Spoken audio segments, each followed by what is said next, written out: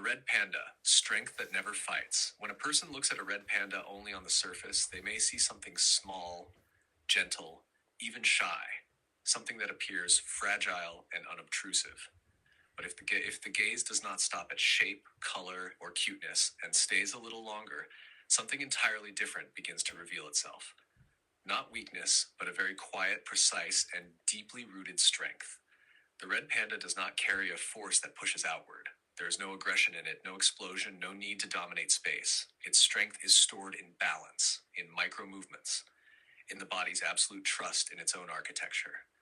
Every step, every transfer from branch to branch is a confirmation that its body knows exactly where it is, what it holds, and where it belongs, without hesitation, without tension, without correction.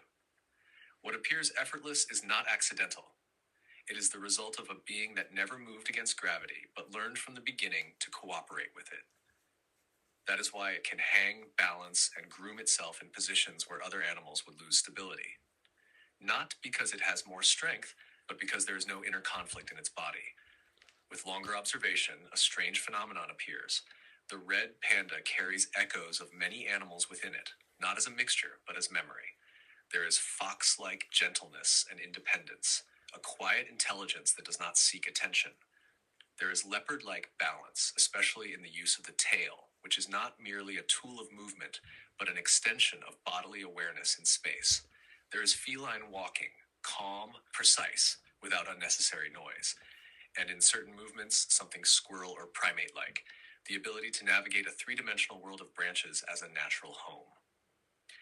This does not mean the red panda is a transitional species in a biological sense. Rather, it is a living remembrance of a time when forms had not yet argued about what they should be, when body and environment were not yet separate. That is why so many familiar qualities can be felt at once, not as a collage, but as harmony. Its movement cycle, climbing up, pausing to look, descending again, is not restlessness. It is a cyclical confirmation of safety. The red panda does not control territory, it reperceives it. Each ascent reaffirms that the world is still where it should be, and that it itself still belongs. This movement is not about searching, but about maintaining relationship with space. The color of its fur carries a very ancient message. It is not the red of fire or blood. It is the red of the forest, oxidized, autumnal, earthen. The color of leaves just before they fall, of bark soaked with moisture, of survival without conflict. This color did not emerge to stand out nor to hide. It arose as a harmonic response to light and shadow in mountain forests, where boundaries are never sharply drawn. The striped tail is not only an instrument of balance. It is a visual distribution of movement in space.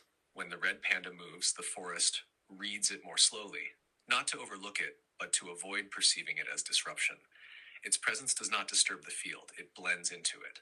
From the perspective of pure consciousness, the red panda carries a rare and quiet quality.